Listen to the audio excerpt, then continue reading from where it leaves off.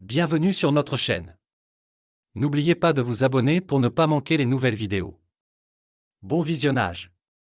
Le doux bourdonnement de la nuit urbaine filtrait à travers les immenses fenêtres en verre de l'appartement en penthouse de Lucas Montgomery.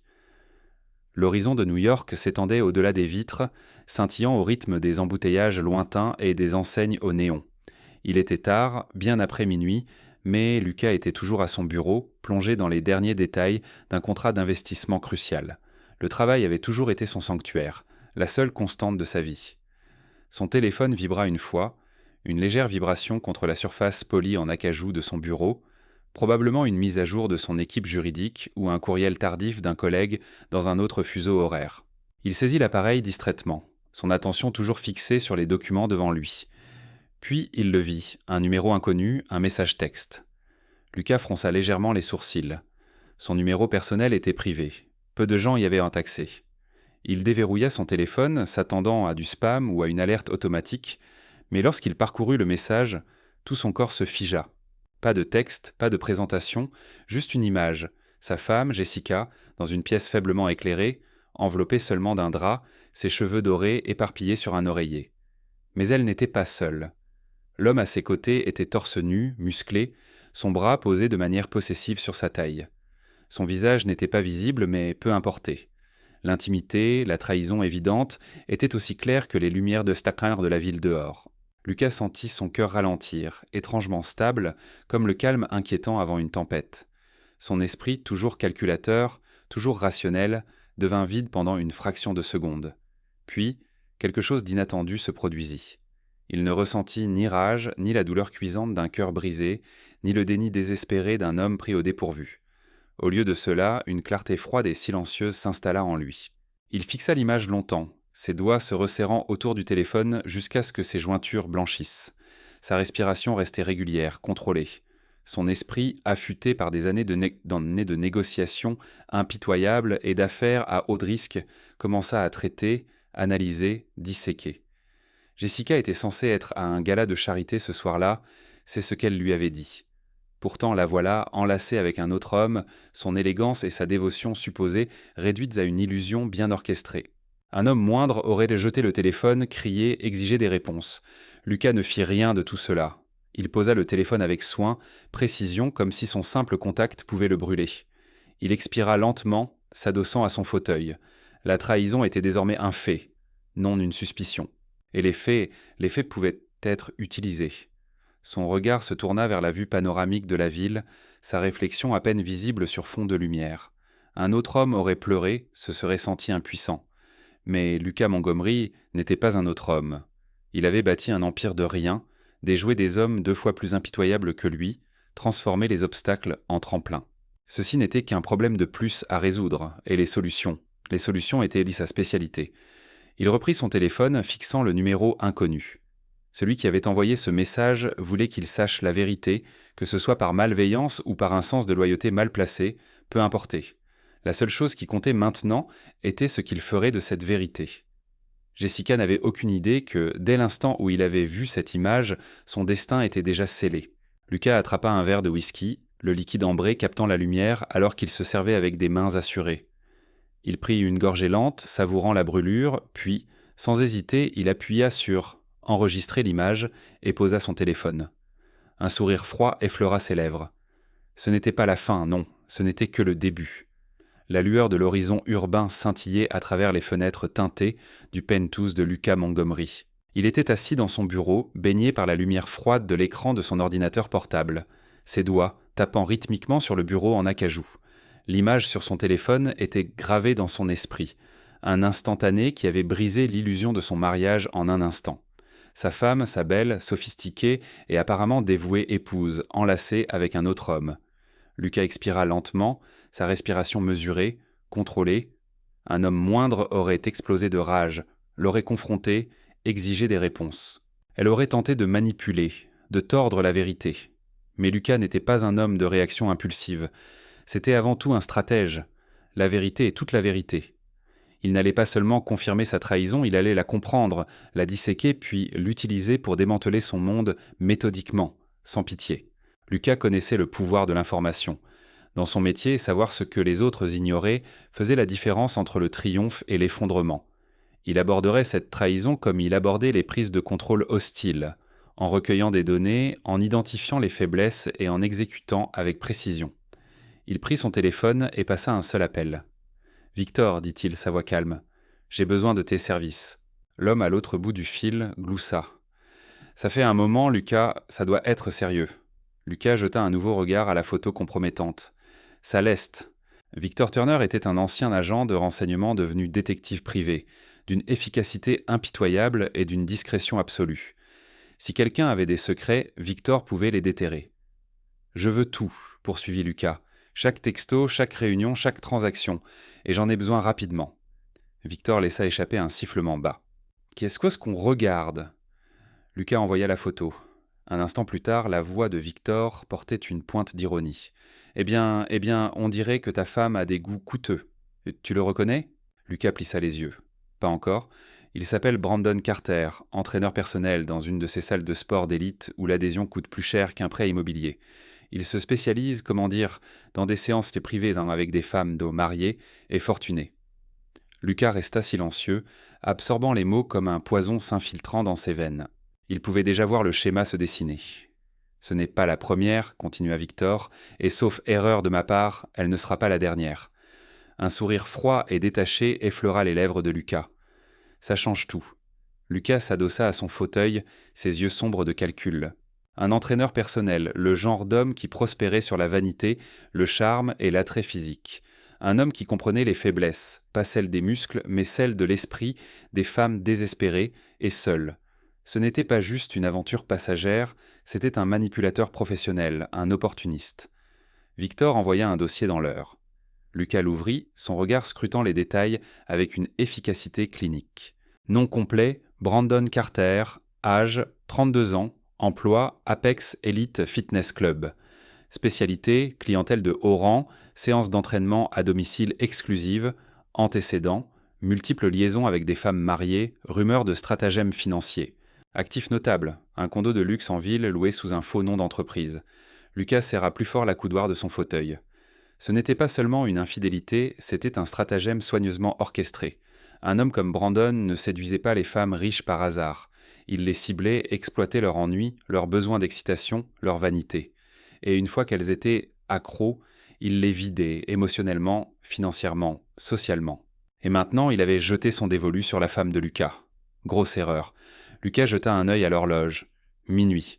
Jessica dormait dans leur chambre, ignorant totalement que les murs de son monde commençaient déjà à s'effondrer. Il tapa un message à Victor. « Creuse plus loin. Je veux les finances, les comptes cachés, tout ce qui peut être utilisé contre lui. » Une pause, puis Victor répondit. « Considérez ça comme fait. » Lucas expira lentement, fermant le dossier. Ce n'était plus seulement à propos de Jessica. C'était à propos de l'homme qui avait osé s'immiscer dans sa vie, pensant pouvoir prendre ce qui lui appartenait. Lucas n'explosa pas de rage. Il ne confronta personne. Il resta simplement là, dans la lumière tamisée de son bureau, son esprit tissant les fils d'un plan qui non seulement exposerait l'affaire, mais les détruirait tous les deux. Et aucun d'eux ne le vit venir. Lucas Montgomery était assis dans son bureau à domicile, la lueur tamisée de son ordinateur portable éclairant les lignes nettes de son visage. Son esprit était aiguisé comme une lame, son pouls stable. Il n'était plus un mari trahi, noyé dans la colère. Il était un tacticien, planifiant méthodiquement la chute de l'homme qui avait osé toucher ce qui était à lui. Le nom de Brandon Carter ne signifiait plus rien d'autre qu'un problème à éliminer. Lucas n'allait pas le confronter comme un fou jaloux, non. Ce serait trop prévisible, trop émotionnel. Au lieu de cela, il allait démanteler sa vie avec la même précision qu'il utilisait en affaires, un mouvement calculé à la fois. La chasse commençait. Lucas avait payé pour le meilleur. Un détective privé, discret et efficace, lui fournissait déjà des informations tard dans la nuit, alors que sa femme dormait profondément dans leur lit, totalement inconsciente de ce qui l'attendait. Lucas parcourait les rapports. Brandon Carter, 32 ans, entraîneur personnel à Apex Elite Gym, une salle de sport de luxe pour les riches et influents de la ville. L'homme était séduisant, sans aucun doute, le genre de charme qui faisait baisser la garde des femmes. Il avait un physique sculpté, un sourire confiant, rien que Lucas n'avait jamais vu auparavant. Mais sous l'apparence soignée, la vérité était laide. Brandon n'était pas juste un séducteur de salle de sport. C'était un prédateur se nourrissant de femmes mariées et fortunées. Son jeu était simple, les attirer, flatter leur ego, leur donner l'impression d'être désirés et en retour accéder à leur argent, leur statut, leur générosité. Mais ce qui attira l'attention de Lucas, ce n'était pas les femmes, ça c'était sans importance. Ce qui comptait, c'était l'argent. Brandon menait une escroquerie. Grâce au rapport du détective et à ses propres relations d'affaires, Lucas découvrit un réseau financier de tromperie, abonnements d'entraînement personnel fictifs, frais non autorisés, revenus non déclarés qu'il détournait des livres. Brandon augmentait ses revenus en facturant doublement ses clients prestigieux, en retirant discrètement de l'argent et en falsifiant les registres de transactions. Négligent, avide, vulnérable. Lucas s'adossa à son fauteuil, un sourire lent se formant. L'idiot avait laissé une piste et Lucas savait exactement comment tout réduire en cendres. La frappe. Le lendemain matin, Lucas fit son premier mouvement, un appel discret au propriétaire d'Apex Elite Gym. L'homme à l'autre bout du fil était prudent mais intrigué lorsque Lucas évoqua des irrégularités financières. L'argent était le langage universel du pouvoir, et quand Lucas mentionna que Brandon détournait des fonds de clients prestigieux, le propriétaire écouta. En 24 heures, un audit interne fut lancé. Au même moment, Lucas s'assura que des documents anonymes parvenaient aux autorités fiscales de la ville. Des années de revenus non déclarés, des impôts impayés, de multiples signaux d'alarme qui placeraient le Brandon sous un examen immédiat. Et puis, la touche finale, un courriel soigneusement rédigé à certaines des clientes les plus riches de Brandon, celles qu'il avait surfacturées. Un message simple et poli signalant des irrégularités dans leur compte de gym et les encourageant à vérifier leurs relevés bancaires. Lucas savait que les riches détestaient être escroqués. À la fin de la journée, les dominos tombaient en l'effondrement. Ce soir-là, Brandon entra dans Apex Elite Gym comme il le faisait toujours, arrogant, inconscient, intouchable. Il n'avait aucune idée que son monde avait déjà commencé à s'effondrer. Tout commença par un appel de son patron, puis une réunion à huis clos. Son pouce s'accéléra lorsqu'il vit les impressions de transactions frauduleuses sur le bureau devant lui. Il savait, non. Les accusations fusèrent sans temps rapidement, frais non autorisés, inconduite financière, violation de la politique de la salle. « Je n'ai aucune idée de quoi il s'agit », bluffa Brandon, mais la sueur sur son front le trahissait. Vraiment, l'expression de son patron était glaciale. « Parce que l'IRS semble très intéressé à vous parler. » Le poids de ces mots frappa comme une masse. Brandon tenta de se sortir d'affaire, mais c'était inutile. La salle le licencia sur le champ. Ses comptes furent hargelés pour enquête. L'IRS avait officiellement ouvert un dossier. Et juste comme ça, son style de vie confortable était fini. Le Golden Boy, l'entraîneur préféré de la salle, le beau parleur qui séduisait les femmes riches, n'était plus qu'un homme sans rien. La panique s'installa. Lorsqu'il quitta la salle, ses mains tremblaient. Il ne se donna même pas la peine de rappeler son patron. Il n'y avait aucun moyen de sauver son emploi. À la place, il sortit son téléphone et fit ce que font les hommes désespérés. Il appela Jessica. Une sonnerie, 2, 3. Répondeur. Son estomac se noua. Il lui envoya un texto. « Bébé, quelque chose ne va pas. Rappelle-moi, s'il te plaît. » Rien. Pas de réponse. Brandon passa une main dans ses cheveux, jetant des regards autour de lui, comme s'il pouvait échapper au mur qui se refermait sur lui. Il n'avait plus de travail, plus d'argent, et maintenant, la femme qui avait été son ticket d'or l'ignorait. Le marionnettiste observe. De l'autre côté de la ville, Lucas était assis dans son bureau, observant en temps réel les conséquences de son plan se dérouler. Il vit les notifications inonder son téléphone. La salle avait licencié Brandon, l'IRS l'enquêtait. Le détective privé confirma les tentatives frénétiques de Brandon pour contacter Jessica. Lucas s'autorisa une seule respiration satisfaite. La première phase était terminée. Mais ce n'était que le début. Le soir parfait. Du moins, c'est ce que pensait Jessica. Elle se tenait devant le miroir, admirant son reflet. Une robe vert émeraude épousait ses courbes, scintillant sous la lumière dorée du lustre de leur chambre. Des boucles d'oreilles en diamant, un cadeau de Lucas pour leur dernier anniversaire, brillaient comme du feu figé. Elle sourit, satisfaite. Ce soir était spécial. Lucas avait proposé un dîner à Le Château, l'un des restaurants les plus exclusifs de la ville, un endroit où seuls les élites dînaient. C'était une occasion rare pour eux.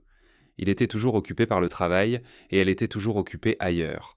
Mais ce soir, il avait libéré son emploi du temps juste pour elle. Une soirée romantique, rien que tous les deux. Elle pouvait à peine attendre. Lucas l'attendait déjà en bas lorsqu'elle descendit. Il était impeccablement élégant dans un costume noir sur mesure, ses boutons de manchette en argent scintillant alors qu'il ajustait sa montre. Il lui sourit, mais il y avait quelque chose dans ce sourire, trop composé, trop mesuré. Pendant un instant fugace, un frisson instinctif remonta le long de l'échine de Jessica, mais elle le repoussa. Alors qu'il traversait les quais à traverser la ville, elle se délectait chez de l'attention, des regards admiratifs des passants. Elle était Jessica Montgomery, riche, belle, enviée, intouchable. Du moins c'est ce qu'elle pensait. Le restaurant était exquis. Des tables éclairées à la bougie, un air de jazz doux flottant dans l'air, le murmure de la richesse et de la sophistication dans chaque coin. Le maître d'hôtel les conduisit à une alcôve privée, celle réservée aux VIP. Lucas commanda leur habituel. Une bouteille de Château Mouton parfaitement vieillie, ridiculement chère. Il lui versa un verre lui-même, observant alors qu'elle prenait la première gorgée. « Tu sembles heureuse ce soir, murmura-t-elle, faisant tournoyer le vin dans son verre. Il inclina légèrement la tête, pesant ses mots. « Pourquoi ne le serais-je pas ? Je passe la soirée avec ma femme. » Il y avait un poids étrange dans sa voix, mais elle l'ignora. La conversation était légère, souvenirs de vacances passées, anecdotes amusantes de son travail, potins triviaux sur des gens dont ils se soucièrent à peine. Il était attentif, charmant, presque affectueux. Si elle avait remarqué des signes de tension, elle ne le montra pas. Puis, à exactement 20h45, son téléphone vibra. Jessica le saisit distraitement, s'attendant à un message d'une amie ou peut-être de lui. Mais dès qu'elle déverrouilla l'écran, son cœur s'arrêta. Son application bancaire était ouverte. Une notification clignotait en haut. Transaction refusée. Ses sourcils se froncèrent. Un autre message apparut, puis un autre, l'un après l'autre. Fonds insuffisant. Compte gelé. Erreur de traitement de paiement. Sa respiration se bloqua. Ça n'avait aucun sens. Elle tapa rapidement pour vérifier son solde. Le chiffre qui s'afficha lui fit l'effet d'un coup de poignard, 0. Jessica déglutit péniblement, sa gorge soudain sèche. La pièce semblait plus petite, étouffante. Lucas sirotait son vin calmement, l'observant sans un mot. « Quelque chose ne va pas ?» demanda-t-il, feignant l'innocence. « Elle tenta de masquer sa panique, mais ses doigts tremblaient alors qu'elle verrouillait son téléphone et le posait. « Ce n'est rien, probablement un bug ?» Il hocha la tête comme s'il la croyait, mais elle pouvait le voir dans ses yeux. Il savait. Son esprit s'emballa. Elle devait sortir, passer un coup de fil, comprendre ce qui se passait. Mais avant qu'elle ne puisse bouger, une autre notification illumina son écran. Nouveau message reçu. C'était d'un numéro inconnu avec une pièce jointe.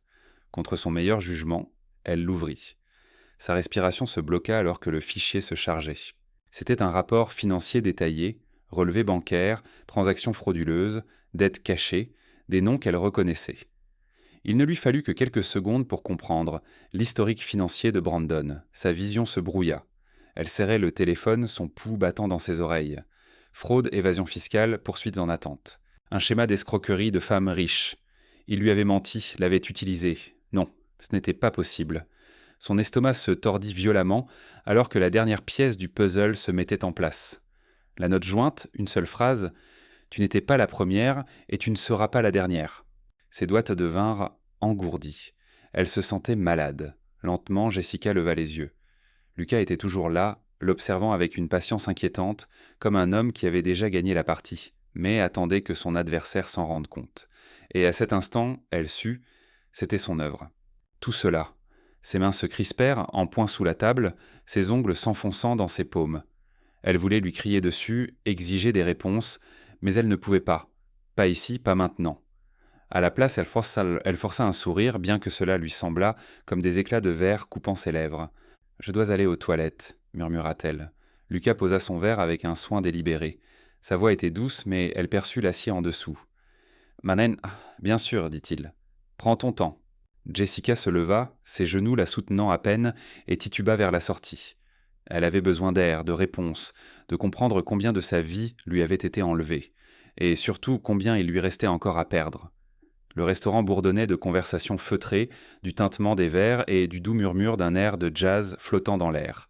La lumière dorée tamisée se réfléchissait sur l'argenterie polie, projetant une lueur chaleureuse sur les convives élégamment vêtus. Au centre de tout cela se tenait Jessica Montgomery, posée, confiante, sirotant son vin avec la grâce d'une femme qui se croyait intouchable. En face d'elle, Lucas Montgomery observait. Il faisait tourner son whisky, les glaçons tintant doucement contre le verre. Son expression était indéchiffrable, son sourire mesuré. Il s'était assis en face d'elle à cette même table d'innombrables fois auparavant, la regardant rire, battre des cils, se délecter de son statut, s'imprégner de l'admiration des autres. Ce soir, cependant, était différent. Ce soir, il était le seul à savoir que son monde était sur le point de s'effondrer. Jessica posa son verre, inclinant la tête alors qu'elle l'observait. « Tu as été silencieux ce soir, murmura-t-elle, faisant courir un doigt manucuré le long du bord de son verre. « Quelque chose te préoccupe ?» Lucas sourit légèrement. « Je réfléchis, c'est tout, » dit-il, sa voix douce, contrôlée, à la vitesse à laquelle les choses peuvent pas changer. Elle laissa échapper un petit rire dédaigneux. « Oh, s'il te plaît. S'il y a une chose que j'ai apprise, c'est que certaines choses ne changent jamais. Le pouvoir, l'argent, le statut. Certains l'ont, d'autres, eh bien, pas. » Lucas prit une gorgée lente de son verre, l'observant par-dessus le bord. « Pas encore, pensa-t-il. Laisse ça arriver naturellement. » Puis, pile à l'heure, son téléphone vibra. Jessica haussa un sourcil, sortant son téléphone de son sac. En lisant le premier message, une légère ride se forma entre ses sourcils. Puis une autre vibration, et une autre. Lucas s'adossa à son fauteuil, observant. La respiration de Jessica se bloqua. Ses pupilles se dilatèrent alors qu'elle faisait défiler les notifications, ses doigts tremblant légèrement. Le premier message venait de sa banque. Transaction refusée. Votre compte a été temporairement suspendu pour des raisons de sécurité. Veuillez contacter le service client. Un autre. Votre carte platine a été désactivée. Puis un autre. Avis urgent de changement de propriété. Votre résidence principale a été transférée. Vous n'avez plus accès à ce compte. Ses doigts se resserrèrent autour du téléphone, ses jointures blanchissant. Elle cligna rapidement des yeux comme si les mots allaient changer si elle les regardait assez fort. Lucas tendit la main vers son whisky, le sirotant comme s'il n'avait pas vu son monde entier s'effondrer en temps réel. La respiration de Jessica s'accéléra. Elle pressa le téléphone contre son oreille, appelant la banque. Pas de signal. Elle essaya encore. Rien. Son cœur battait fort dans sa poitrine, assourdissant. Elle sentait la sueur perler à la base de son cou. Cela ne pouvait pas arriver. C'était une erreur. Puis une autre notification clignota sur son écran. Un nom familier, Brandon Carter. Son pouta vacilla alors qu'elle ouvrait le message. Ce n'était pas de lui. C'était un dossier contenant tout sur lui. Fraude, poursuite, enquête, dettes impayées, transactions illégales. Toute sa vie était un château de cartes au bord de la destruction. Et la touche finale, un avis juridique indiquant qu'il était officiellement sous enquête. Jessica sentit le sang se retirer de son visage. Elle leva les yeux vers Lucas, les lèvres entr'ouvertes comme pour parler, mais aucun mot ne vint. Sa gorge était sèche. Elle se sentait soudain exposée, à vif, comme si quelqu'un avait arraché le sol sous ses pieds et l'avait laissée suspendue au-dessus d'un abîme. Lucas inclina la tête. « Quelque chose ne va pas, ma chérie ?» Sa bouche s'ouvrit et se ferma, la panique brillant dans ses yeux. « Mais mes comptes, ma maison, c'est une erreur, Lucas. Quelque chose ne va pas. » Il laissa échapper un petit rire, posant son verre. « Oh non, Jessica, rien ne va mal. En fait, tout est exactement comme il se doit. » La prise de conscience la frappa comme un train de marchandises. C'était lui, son mari, l'homme qu'elle avait cru trop occupé, trop absorbé par son travail pour remarquer quoi que ce soit. L'homme qu'elle avait trahi. Il savait, et il avait attendu. « Lucas, Il leva une main, la coupant. Sa voix restait calme, stable, mais il y avait maintenant une pointe, quelque chose de glacial. « Tu as toujours dit que l'argent et le pouvoir ne changent pas, que certains l'ont et d'autres pas. » Il se pencha en avant, ses yeux se verrouillant sur les siens, ses mots suivants la transperçant comme un scalpel. « On dirait que tu fais partie des autres maintenant. » Jessica sentit l'air quitter ses poumons. Le cliquetis de l'argenterie, le murmure des conversations autour d'eux, tout se brouilla, s'estompant en un bruit statique. Le monde s'effondrait autour d'elle et Lucas était là, composé, intouché, la regardant tomber. Sa vision vacilla alors qu'elle se levait, sa chaise raclant le sol. La pièce tanguait, elle devait sortir, elle devait réparer ça. Mais au fond d'elle, une vérité froide et viscérale s'installa dans ses os. Il n'y avait plus rien à réparer. Lucas avait déjà gagné. Les lumières de la ville scintillaient au loin alors que Lucas Montgomery s'appuyait contre la balustrade du balcon de son penthouse.